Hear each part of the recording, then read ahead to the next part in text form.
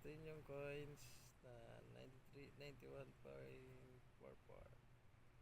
Alaman mo yung wallet mo. Yan ang laman ng wallet mo.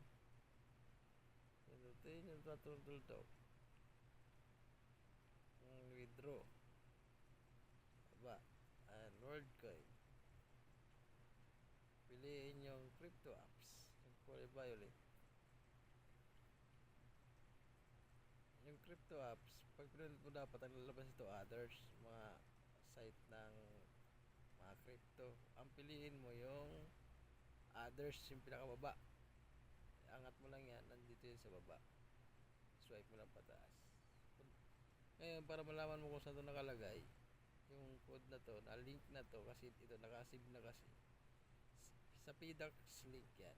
Punta tayo sa PDAX para malaman mo kung saan nakalagay yun.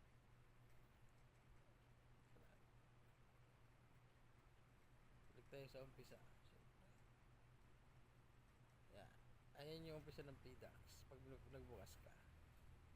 Ngayon, punta ka sa portfolio.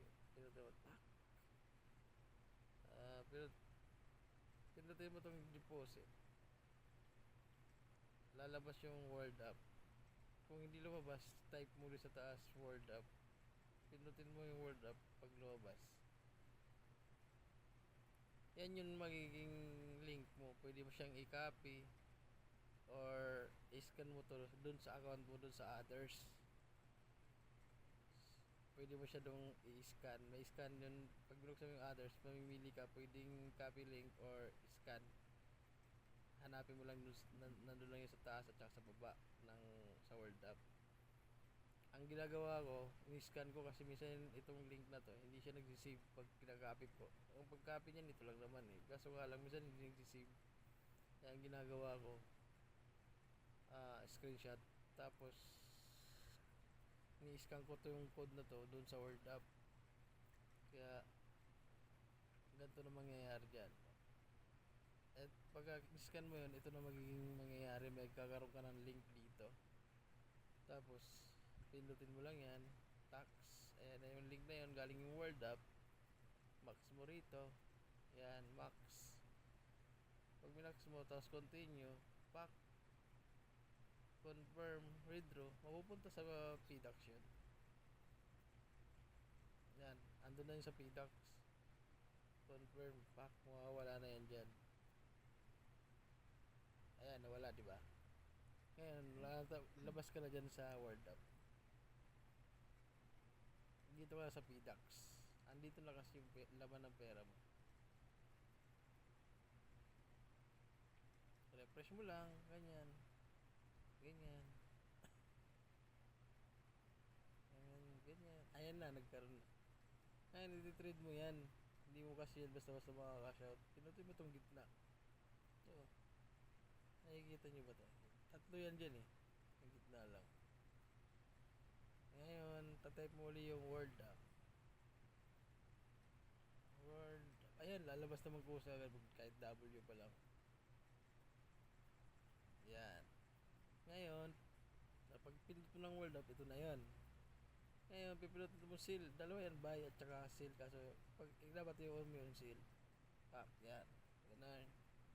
Tapos, pindutin mo to. Itong malabong word up, yung may 00, pindutin mo yan. Pindot yan. Type mo itong nasa baba. Itong, kung magkano kasi laman nun, ito, lalabas siya dito. Kung magkano lalabas dito pag kinashout mo sa word up, lalabas yan dito nung kung magkano man. Ito kasi sample lang, mababa lang kasi kaya 0. 0.5.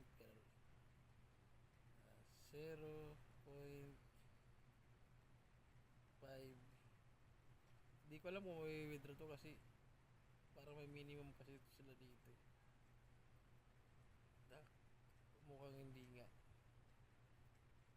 Hindi may withdraw. Hindi pa rin pwede.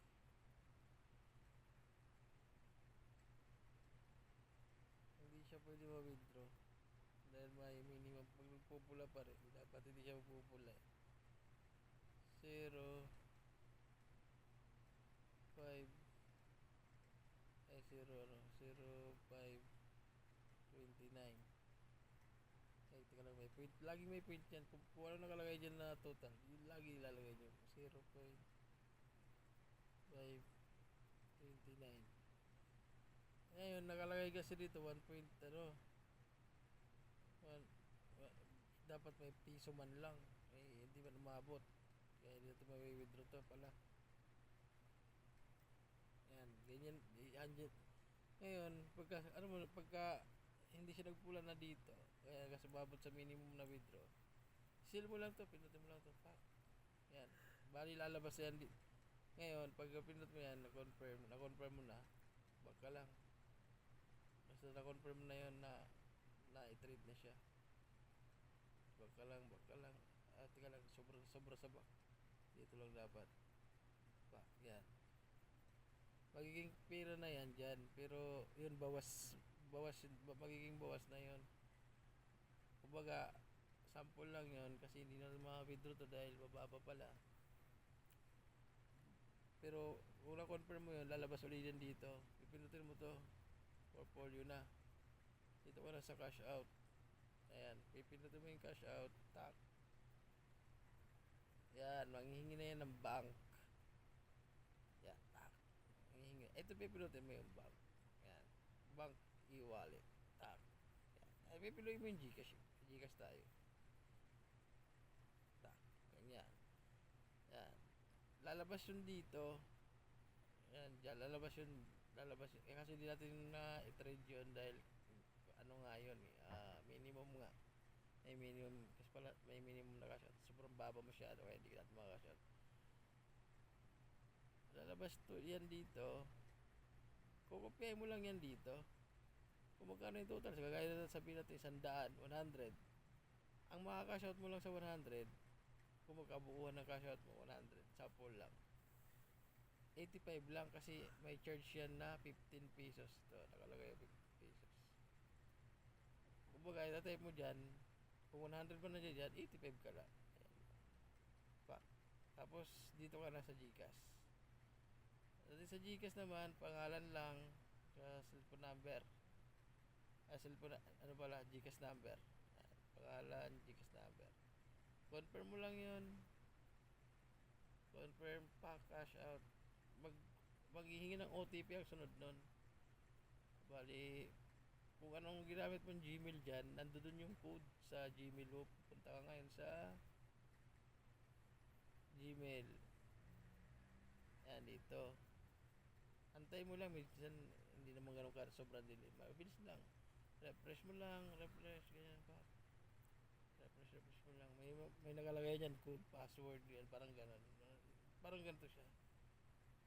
Ito, OTP, ganyan. Parang ganito.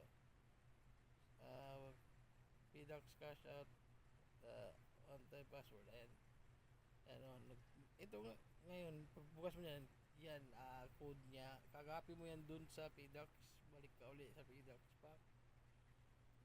Dun yung sa huling hinihingi niya na code para confirmation. Kasi pagka ganyan, naisulat yung pangalan mo, Gcash number mo, tsaka yung total, tapos kinash out mo ng gano'n, nakash out mo na, ang susunod doon ay may mga bilog-bilog dyan na nangihingi ng code. Ko-confirm mo lang yun. Tuloy-tuloy na, tapos pag na-confirm mo na yun, tama yung number mo ng Gcash, tsaka pangalan mo, confirm mo lang, okay na yun. May oras yun na dapat di ba pag na-type mo na yung nagbibilang kasi yun, dapat ma-confirm mo agad, cash out. Pinutin mo agad yun para hindi na maubos yung oras. Kaya yan, makaka-cash out mo na siya. Ganun lang pare ko. Mapupunta na agad sa Gcash mo.